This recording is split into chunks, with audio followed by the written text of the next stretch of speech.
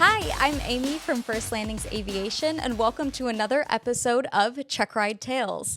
Today, I am joined by Nick Burzotta, and we're going to be talking about his MEI check ride that he just completed with Idalo Masi. Boom. Perfect. Cut. You got it. You're on it. Hi, Nick. Hi, how are you? Really good. Okay, I'm awesome. probably not as good as you because you just passed your MEI check ride. Yes. How are you feeling about that? So stoked. I'm so excited. I mean, a lot of prep going into it. So a lot of flying. It's definitely like more of a flying check ride. I find CFI is a lot more on the ground, a lot more groundwork prepping. But for MEI, it's a lot more just showing comfortability in the plane, showing proficiency. So me and Casey were just going at it. So this whole week I've just been nonstop. So it's been relieving now to know like, whew, like it all accumulated to now. It all paid off. Yeah. Oh, awesome. Yeah. All right. So I'm just going to ask you a few different questions. Yeah. So how does it feel right now, knowing that you passed? What's Yeah. going through your mind? So right now I'm just thinking about, one, I just like look back upon like my journey. Cause, I think to like how it's been roughly about a year since I got my private.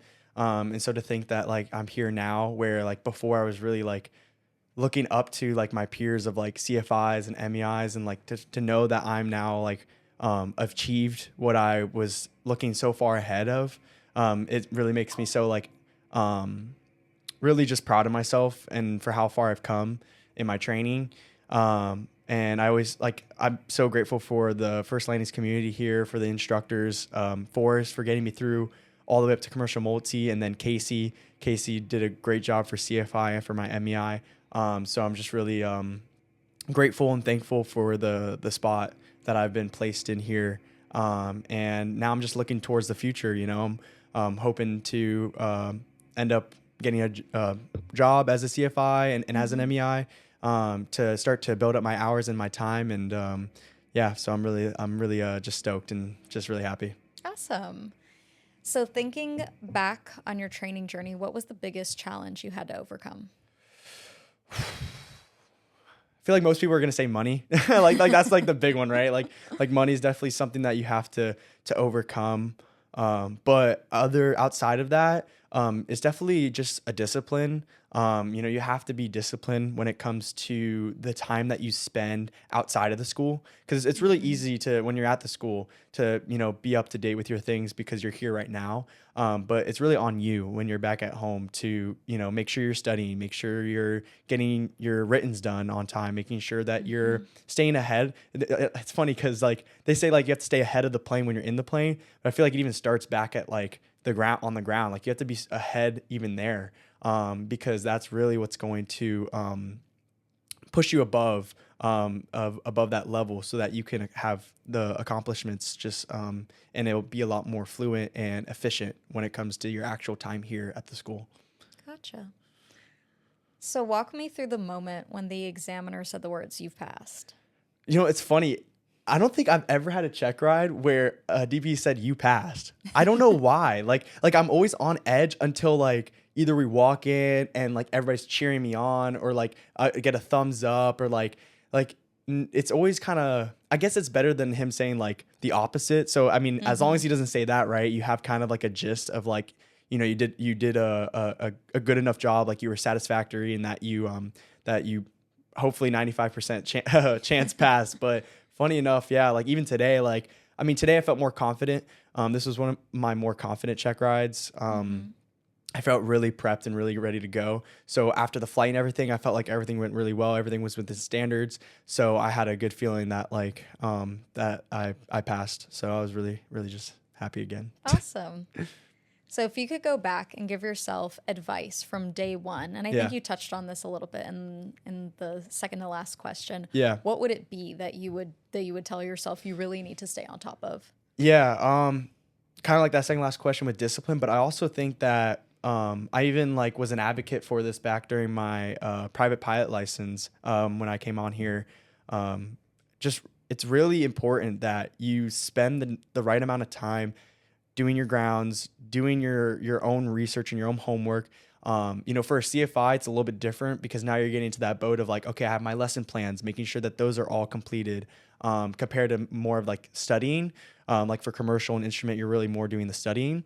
But by having my writtens done early on, and by giving myself a more preface to the knowledge, whether it was doing ground schools, Pilot Institute, Sporties, such great, going through it yourself of the knowledge on top of like, you have great FAA resources like PHAC and all these other resources that we can utilize and put onto ForeFlight and have that all there for you.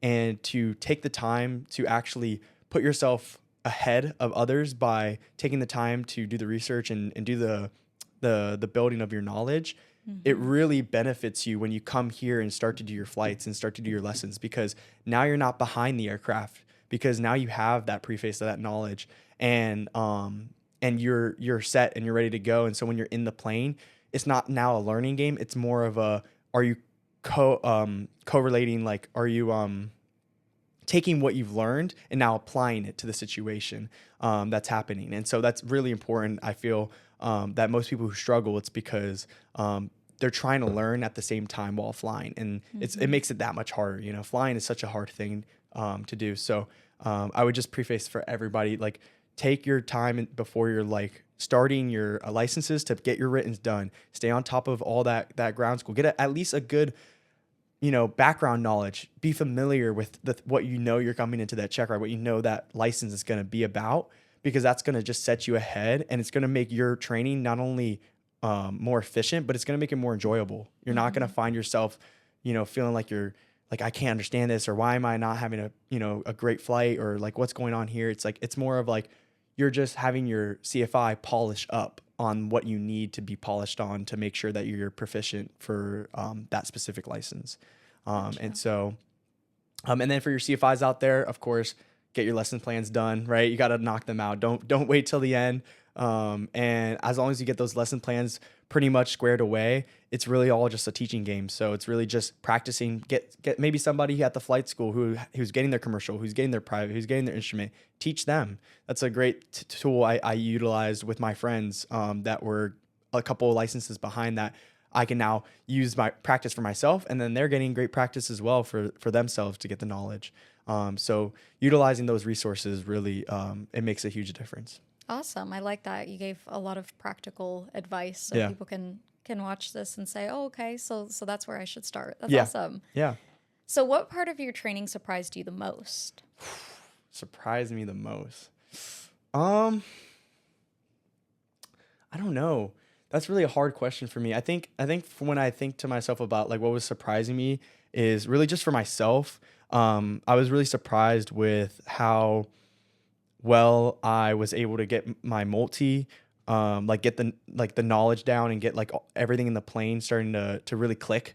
I found myself like for private and for instrument, it would take me like a couple months for me to really start to actually have things click and fall into place. But for multi, I found myself really just having a blast. Like it was just so much fun, even with only using one engine, because you pay for two, but you only use one, and that's unfortunate. But it's great, and I was really shocked of myself and my abilities to stay on top of everything and be able to actually be at the operating of a PIC of a multi-engine plane. It was really like I felt like one step closer to like that airline pilot, to that corporate job. So I was really awesome.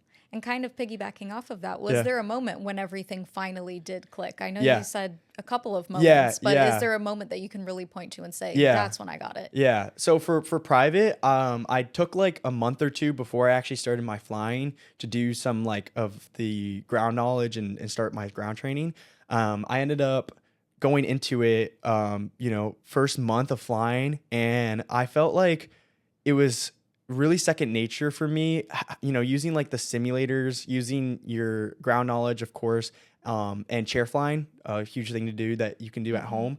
I found that the one rewarding thing about being a pilot, I find, is that everything you learn really goes into what you're doing. Like I said, like you're adapting and you're applying all that knowledge, and it just goes right into what you're doing. And that makes me like things start to click, if that makes sense. Like when you do things on the ground, sometimes you're like, I wonder what that would look like, or I don't really understand that. And then you're in the plane and all of a sudden it's like, oh, like that works here. Like that makes so much sense now, like why I learned that in the past. And that's why when you do that, it really makes flying and training not only enjoyable, but like a lot easier. And I found for my multi, it was just like that much faster, but it was a smooth process for application going from a single engine to multi. I think what helps is if you get like some complex training done beforehand. I had some hours in a complex plane. And so that kind of like goes into it because it's like a step above. So now you're learning about complex procedures, and then now you're going to the multi-engine, which is 2 engines, and you're applying everything that you've learned previously to that task. Okay. So yeah, that was Awesome.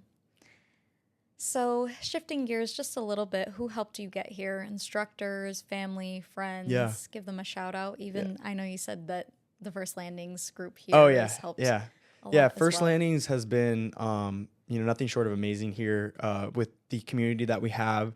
I'm never not coming here and thinking, man, like I gotta go fly. Like I'm always like super stoked to just see everybody. And whenever I had like questions, like all the instructors were really good. Like I always went to Phil, because Forrest was my primary, and then Casey became my primary. But Phil, Derek, Abby, they all really helped me out. Off to the side whenever I needed, either another lesson or if I just add a question for them.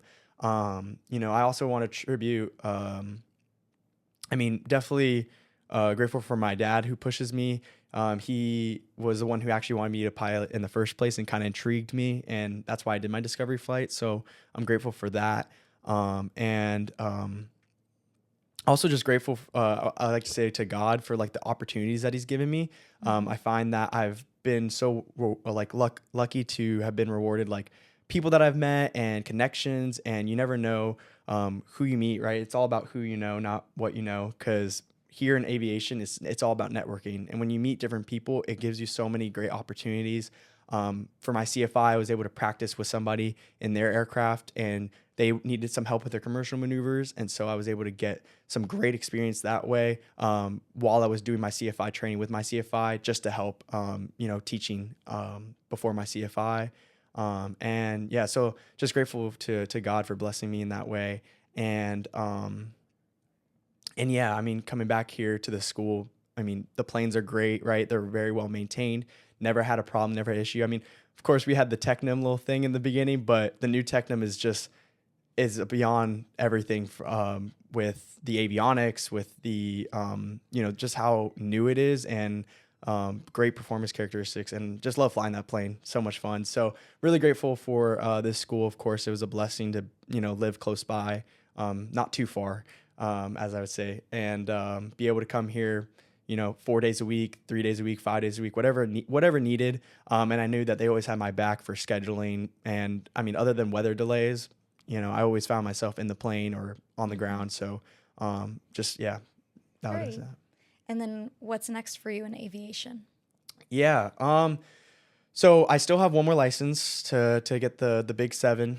So CFII, I was fortunate enough to get my written done already in the past. So now it's really going to be just going through the PTS and seeing what I need to do for lesson plans, and then seeing scheduling out Checkride and that type of thing, and start to actually train for that again. So that's definitely for my own CFI level. I want to definitely take the next step and next leap in that. And then hopefully I would be able to get a job as a CFI. Like I said, I love the community here, so it would be a huge blessing to be able to get the chance to work here at this school. So if it ends up being an opportunity, that'd be great for myself and going into the future, but also just would be a blessing. So that's probably what I'd be looking forward to do. Cool. So now we're going to move a little bit more into questions specifically about MEI. Yeah. So when did you realize you enjoyed teaching flying and not just flying by yourself? I feel like from day one, like everybody's known me as like talkative, very energetic, outgoing. And so for me, I love to teach like my girlfriend. I love to teach like, my family. Like I'll have my grandparents over. And funny enough, my grandpa, he actually had his private pilot and instrument license back in like the 90s and 80s, maybe even before that. And so like showing him my flying and just seeing his reaction to it and just explaining things to him, I just always loved to do that. And, I knew that the next step after getting a commercial multi was, most people are going to get their CFIs. One, because it's really good just to have it, because now you're unlocking more proficiency, more better understanding that you wouldn't have previously. But also just because, in the aviation market right now, to build those hours to get up to like the 1,500 and things like that, one of the most easy ways to do that is through CFI, because it's more of a demanding job, and it's harder to find other low time pilot jobs. So I always kind of had a feeling of like, okay, once I got commercial multi, I definitely was going to take the step of getting my CFI. I knew I wasn't going to regret it because I just did my training. So might as well, I have all the knowledge and let me just build upon it, because sometimes people, they take too long, they take a couple years, and then now they're coming back to it. They have to relearn everything. And so it's really, nice to be able to go from that first license and continue on. And that's actually why I did my MEI, because my MEI, when I did my CFI, only a couple months prior did I do my multi.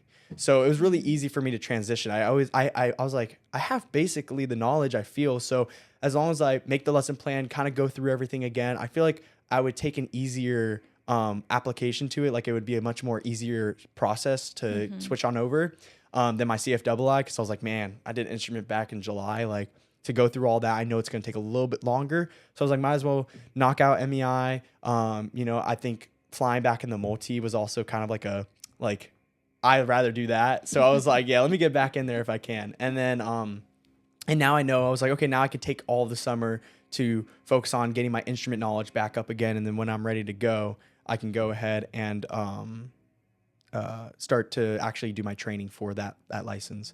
So awesome. Which fundamentals of instruction, Oof. FOI concept, became real to you during your training? Man, guys, I swear I know the acronyms. So I really think, Maslow's hierarchy it makes so much sense. Like it's such a simple, like base level, like concept that you're like, oh yeah, like that makes so much sense. But like, you don't realize until you're like, wait, hold on.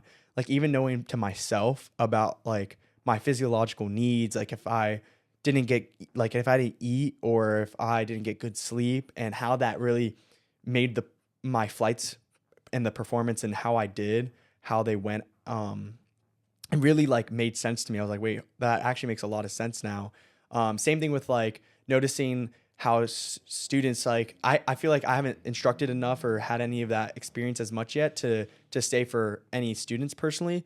But I feel like for myself, noticing how I was as a student, like to force and things, like I like the concept of like the overconfident. I remember being a private pilot, and I thought I knew everything, and I was really low on hours. And I remember like both Anthony and Forrest were both on me about it. And Anthony actually took me to Orlando Executive. And at Orlando Executive, I hadn't been at a towered airport. And so he was like, all right, show me what you can do. And I had to pick up all these calls and doing all this. And I started slipping up. And it was a really good like lesson, because it wasn't too overstressing, but it was stressing enough for me to realize, hey, I need to slow down. Like I need to take things task by task and really understand that like I'm just now at the beginning. Like there's so much more for me to learn. And it really helped to humble me. And funny, when I was reading it through the FOIs, and I was like, oh yeah, like the confident learner, like sometimes you need to give them negative motivation. And what that means is not like, being negative to them. It means that maybe you need to push them more and give them something that might not be as easy for them to reach, so that to them, they're like, they can kind of humble themselves and really learn like, okay, I actually need to go back and do some studying. Because for me, I think the biggest thing that could take me out of like getting my licenses and things like that was understudying, because I felt I was like, oh, I was ready. And realizing like for my private pilot, when I failed my stage 2 check, actually, Casey failed my stage 2 check because I wasn't showing proficiency in the aircraft when I was flying. Like I wasn't showing that I knew my, like what airspeeds to be at and what the checklists were, and that I knew the numbers for the aircraft. And so it really like showed me like, wow, like you really have to be on top of studying. You can't just relax. You have to really be, knowing your stuff, but also knowing that like, hey, like it's not gonna be easy. Like it's a fun process, easy process, but it's not gonna be easy if you're just sitting around, just not like, oh yeah, I kind of know this. Like you really do have to go over it and chair fly and repetition. Repetition is like really key into learning. And yeah, so learning about all those things in FOIs, defense mechanisms is a funny one because you start to realize, wait, which one applies to me and which one also you start to see apply to other people. And so you're like, okay, so now understanding that you can not only utilize that for your training for students, and be a better instructor, but also like you can have a realization for yourself of like how I was when I was in my training and also how I am still today because I'm still human. So still things to take away for myself. Awesome. So CFI check rides are famously tough. Yeah. What part pushed you the most? I feel like the knowledge really came not too hard for me because when you make your lessons, you have to almost relearn it because you're following through the ACS and you're putting all that information in there. So you're reading it while you're putting it in. So it's kind of like buffing it up. You're like, okay, like I knew this in private, knew this in commercial. Now, like I'm going over it again. You're re-solidifying all that information. And teaching wasn't too hard. I always felt like I'm a very talkative person. So I was pretty fluent on that. But the flying itself, you have to move to the right seat, right? So that's a little bit of a different change. When I did time build, I had some experience flying right seat. So that did help go into it. But I would say like my flying of like, when you do your commercial license, it's funny, like for things like eights on pylons and for some of these bigger commercial maneuvers, you kind of lock in. And so you kind of like get quiet because you're just really focusing on what you're doing. And so being a CFI, it's like now I have to add in that stage of talking through it. And so there's more of a higher level to, it's not like you're just performing the maneuver. It's when you're teaching it, are you able to look out for traffic? Are you still able to maintain your standards for the ACS? Are you talking through what you're doing? Because if you start doing something, you might end up messing up the maneuver. Like you could perform the maneuver, but now with these added things along with it, that's what really makes the multitasking just hammered down. Like it really takes a lot. And so I felt that, I mean, of course I did a lot of flying to prep myself for it, but on a day like my check ride for CFI was really windy up there. And so it made it that much harder during the check ride. And so I felt definitely more like nervous, like on edge. For MEI, I felt pretty confident in my flying capabilities. So for MEI, I was more of just like the hoping that he doesn't hit me with something that's like new, like you want to make sure like, okay, I know everything, right? And so just making sure that in those moments, like when you're doing the pre-fly and he asks you a question about what something is, like hoping that like all that knowledge that I learned, like I don't just like, it doesn't just go blank on me. And I think the biggest thing about multi, of course, is a single engine. So making sure that you have your fuel flow, or how do I say that? Just your checklist of in your mind that you have to memorize of, props full, throttle full, gear up, flaps up, identify, verify, and then you say like dead foot, dead engine. So making sure that you're going through these things properly and that you understand each phase of flight for multi, knowing that if I'm at traffic pattern altitude, I'm not gonna, all I'm gonna do is be prepared once I do that checklist to then enter the pattern again for the simulated emergency. But if I'm up at 4,000, well, now we can try to troubleshoot. So we can do things like that. And so you have to make sure that where you are in your flight, you're making sure that you're going through your checklist properly for that. And that also, one thing Casey hammered on me was setting max continuous power. Because when you're up there at 4,000, something you can easily forget to do while you're doing all this stuff is to make sure that your props aren't, especially for the Technum, particularly, that you're setting it to max continuous power so you don't overwork the engine while you're doing all this troubleshooting and securing and things like that.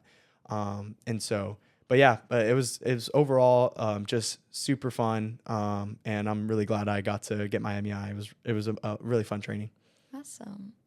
What skill or concept are you most excited to teach new students? Man, I mean, I find myself really passionate about aviation. I find that when I've talked to other students, or when I talk to people, I just have this just like overwhelming, like just love to like explain things and to give knowledge, Mm-hmm. because I find that it's really important to do that. They say that, your private pilot is like drinking out of a water hose, because it really is. Like, there's so much going on. But I think it's important that you do that, because when you provide all this knowledge for them, you have to do it either now or in the future. And so it's better to do it in the first place, so that it becomes familiar with them. Because in the beginning, things are going to be a lot to handle, especially Mm-hmm. for like a new student, a student pilot. But once they start to really, as they're like more and more and more and more, it's just going to recycle. And the more you hear that knowledge, the more that it just sticks with you. I definitely look forward to multi training, just because I love flying in the multi. It's such a great experience, and it's such a fun course to teach and for a pilot to learn, because you're understanding how single engine emergency works. And now you're in a bigger plane, so your student is like just so overjoyed to like get the ability to do that. But I also think, finding like how Forrest was with me, that relationship that we had, I hope to find like I get a student pilot and we develop a cool relationship, and that I get to take them all the way through private, maybe even up to commercial, how Forrest was for me. And it would be such like a really cool experience to be able to say like, hey, like we got through those licenses and look where you are now, and they can look back upon it and be like, man, and like we got through it. And so really looking forward to that. Yeah, definitely. All right. Tell me about a teaching moment that you had during training that went really well or really wrong. Um, Thinking back to CFI, I'm thinking also MEI. Um, I'd say MEI really well was my steep turns. Just steep turns, funny enough, was like my private pilot maneuver that I actually was like not as good about. I felt like I was struggling with. And so it was really crucial or cool to see for CFI and then going into MEI as well, how much more proficient I was at steep turns, and that I was able to teach it and set up the maneuver really well. And always hearing from Casey like, oh, like great job. Like I was just like, yeah, I know I got those down. Mm-hmm. When it comes to what I didn't do as well on, that I was like, ooh, I'd say for CFI, when you're getting into it and teaching all this stuff, I think the hardest maneuver to teach is 8s on pylons for commercial applicants. That and steep spirals for me personally. And I felt like steep spirals was always like a weak point, and 8s on pylons is always just it's a lot to process. And so those Okay. were the two that I felt like in the beginning I was definitely messing up on, and that I had to overcome more through more studying, more just flying chair teaching even. And I remember like with my steep spirals, like the first time, yeah, it was rough, like turning into it, and then like the wind was just pushing me, and I was like not even doing it to the specific part of the wing, and I was too far out, like it turns around a point, and it was just like I was like, yeah, we're gonna have to go back around and do this again. So that was definitely a funny one. So this question is, I think, going to help a lot of people who are going Yeah. into their check ride. Yeah. Do you have any tips for someone going into a check ride with Idalo? Yeah, definitely. I've actually had Idalo now 4 times. I had him for instrument, I had him for multi, for CFI, and for MEI. And Idalo is really known here at First Landings. He does a lot of he does all check rides, but he does a lot of the like CFIs, multis. Compared to Rob. Rob is someone who does more of like the private through commercial. And so, you'll probably end up having a check ride with Idalo. I think Idalo is a great DPE because he really lays it out for you. He's always talking about the ACS, and so just make sure you know the ACS test, because that's the standards that he is going to be applying to you. And he's a very ACS like stickler. Like he's really like hard on the ACS, and that's the DPE's job, of course. But and so that's one thing about him. I would say for taking a check ride with Idalo, it really helps to have your logbook. Make sure you have that completed to the T with with your instructor, making sure that your hours are properly like put in, making sure that you've done all your specific times for the specific requirement. It just makes the process a lot smoother. Idalo is really like heavy on, especially with Part 61 students getting their times done. And so we just want to make sure that when you're going through your logbook, that everything is properly laid out, maybe tab things out for him to make it a lot easier. And really first impressions, right? If I have my logbook tabbed out, if it looks very nice and I have all my paperwork out for him and things, it sets a good impression on him. And I noticed that it definitely was easier after the first time around, because the first time with Idalo, I was like really unsure. But afterwards, once I got to know him through that first check ride, and then we had another check ride and then another, it's kind of like we're just friends now. Like it's like I know this guy. Like I've taken 4 check rides with him. I've spent a lot of time with him, and so he really is friendly. And you just have to, sit there and smile, of course. Listen to him whenever he has a certain question or whenever he asks a certain thing. Use your FAA resources. Especially as a CFI, right? We're not expected to know everything. We're just expected to at least know where to go if we don't know exactly what what is being asked or what is part of the content. Really just those I would say that the 2 biggest hit homes is really like just having your logbook set up, being prepared, of course, being presentable, of course, being professional, sitting there listening to him. And I think a big check ride tip for everybody is really just not to dig yourself into a hole, right? You don't have to talk like interrogation. It's not like, oh, I have to sit there and say yes or no, or like little things. Just show the proficiency of the knowledge up to what the question's being asked. And even if you feel like there's a little bit more that you can go into, you don't have to necessarily disclose that yet, because 1, he might see that proficiency and he can end up moving on. Or 2, if he ends up asking for a little bit more, now you have something to work on, because you don't ever want to be like, oh, don't really have anything now to say. And also 2, students that tend to start talking themselves into a hole, when that ends up happening is you're giving a way for the DPE to kind of pick on you and to kind of get deeper into a subject. And, you don't really want to do that for yourself. And if the DPE, sometimes they might go deeper into a subject themselves, but they're just doing it to see where you're at. Like I remember for Idalo, for both my instrument and for my CFI, he ended up for CFI for runway incursions, did a great job showing him the lesson. And then afterwards, he actually started asking me a little bit deeper knowledge level questions. And he was being upfront to me. He's like, don't worry. Like, these are just questions that I'm going to ask you now to like get further into your knowledge. And we went through like the aim, and I was asked about certain markings, and it made it so that, he could see the extent to my knowledge. And so it's not necessarily right. Passing a check ride is not about perfection. It's just about showing satisfactory knowledge, showing that you could be a safe pilot. And so I might not know everything, but that's okay, because we're not expected to know everything, but of course know like the main things and know the really important things that are going to keep you safe. And if you don't remember or know things, that's why it's really important to have things like ForeFlight that you can tab out all your stuff, so you have it right there in front of you. So I could pull out the weight imbalance and we can discuss through it, or we could pull out this certain sheet of paper, or this for CFIs, right? Advisory Circular 6165 kilo.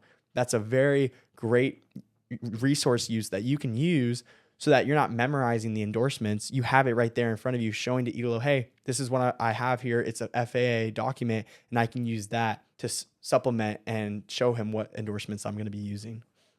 I'm trying to think anything else about Idalo. Of course, it's just like any check ride, guys.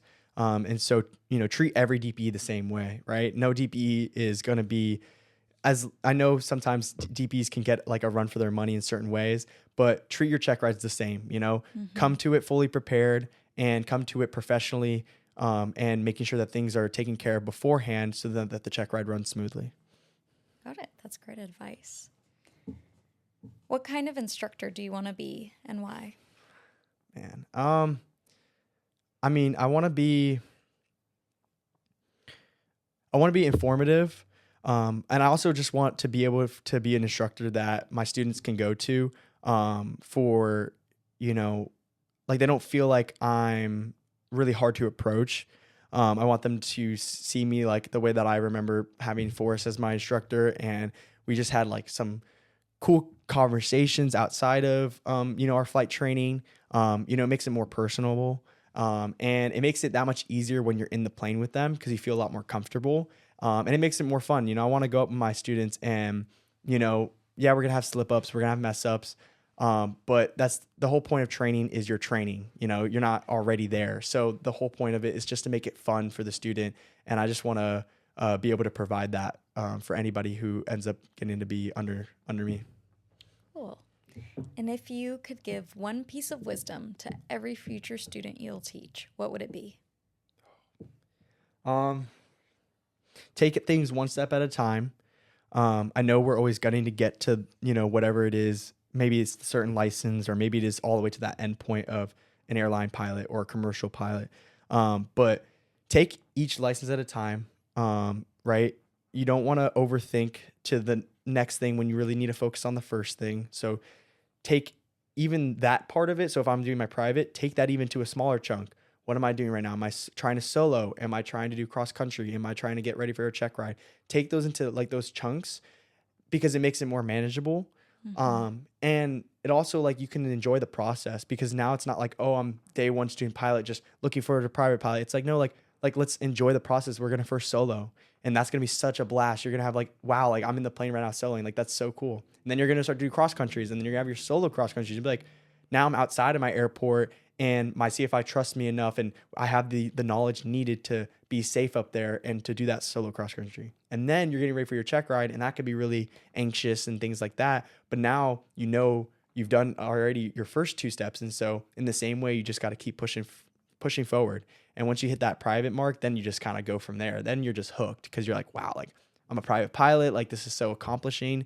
And so, yeah, just take it step by step.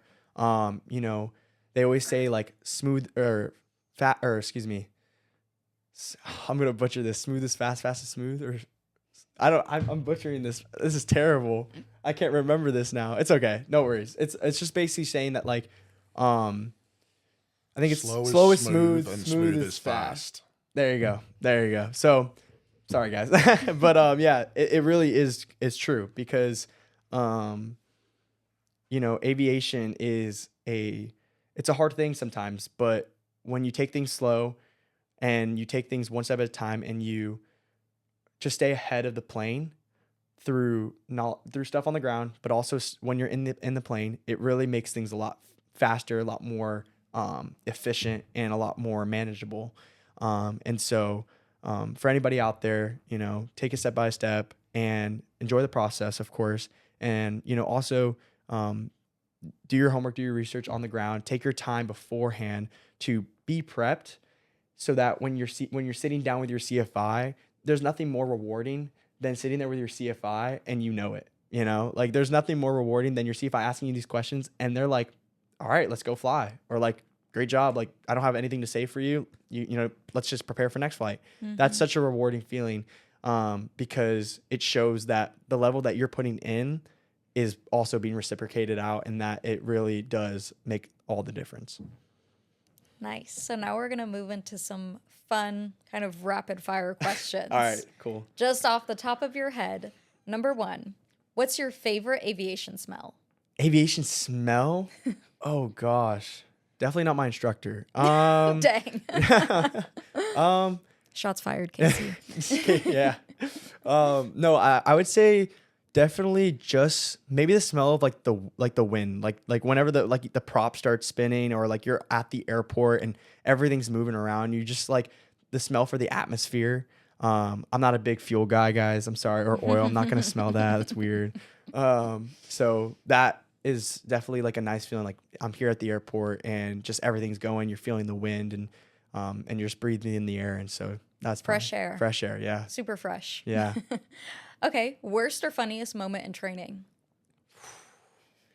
I've had definitely a couple funny moments in trainings.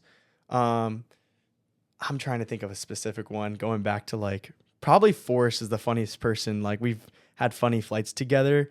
I remember being like, we had a long cross country for my instrument cross country, and shout out to Forrest. He's a real one for this. If he watches this, he was like sick as a dog, like so sick. But he knew like I really wanted to get this flight done. And he was like, only for you, Nick, I'll do this.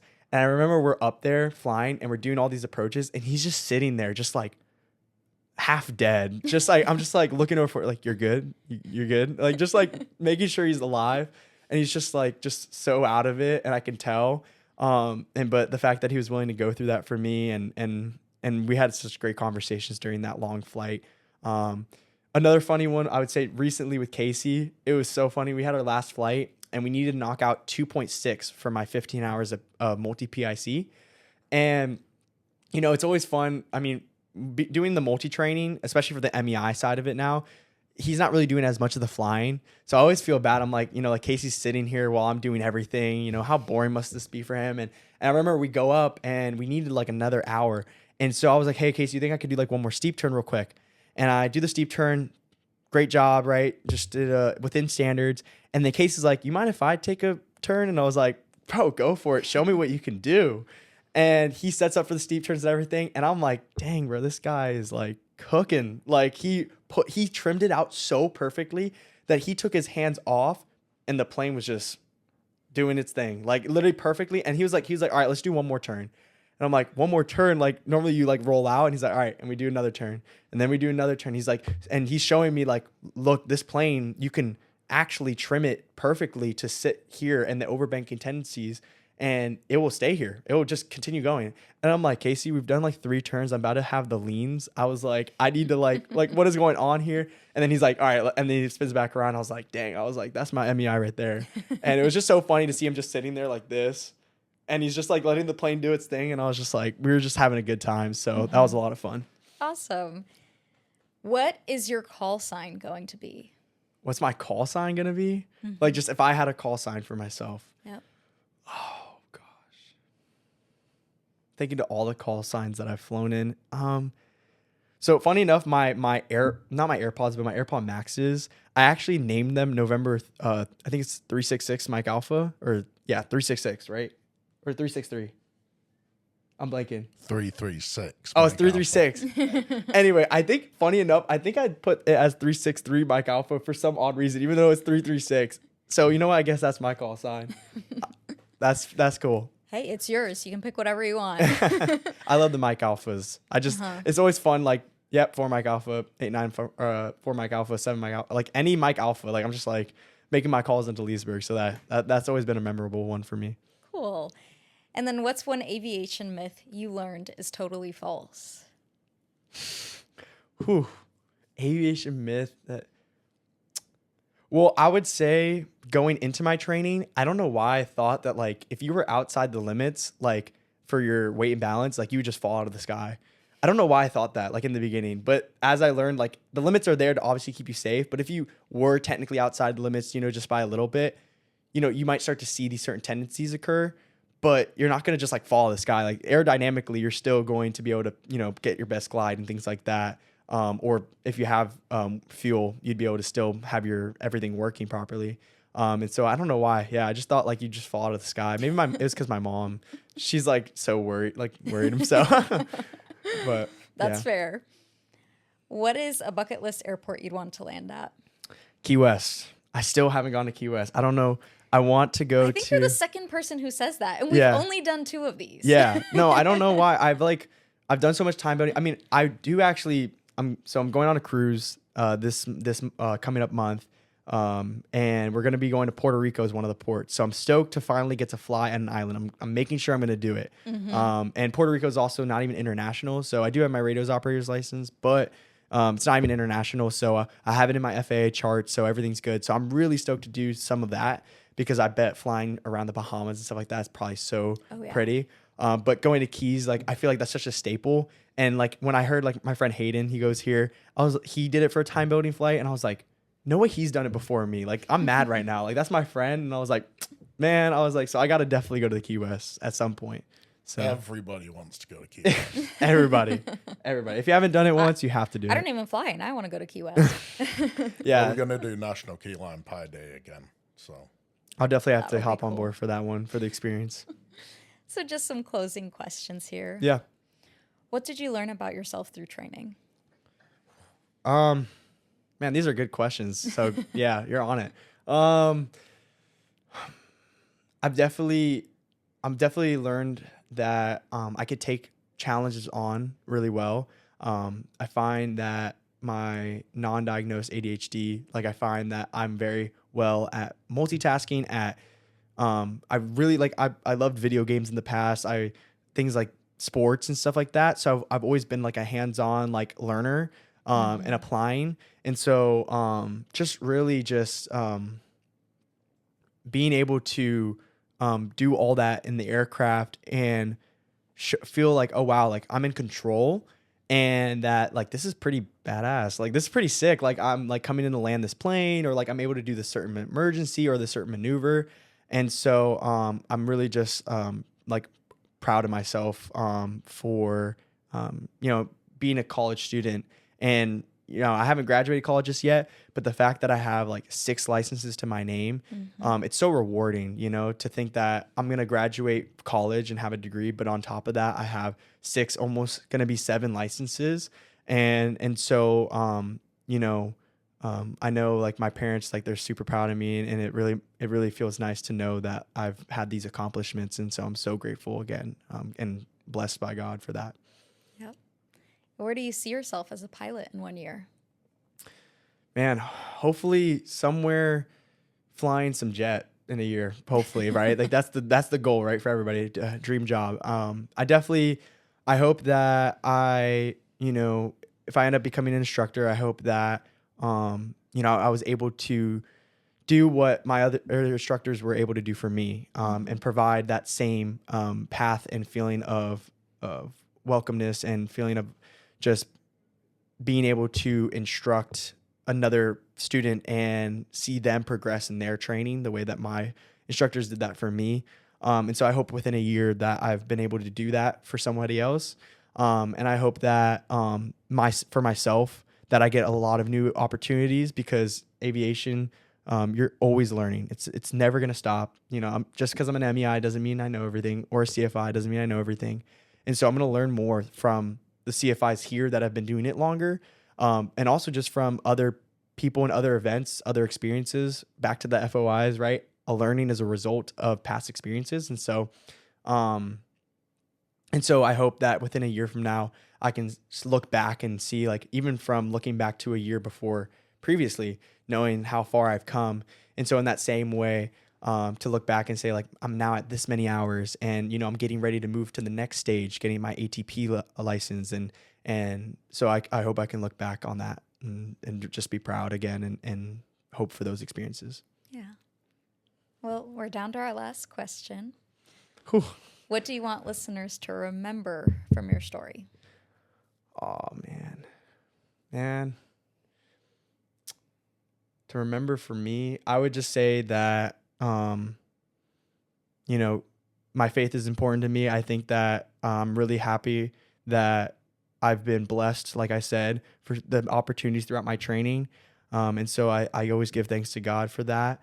And so I hope just people remember me by just knowing that, hey, like, that's Nick right there. Like, I'm just an energetic guy right here who loves to fly.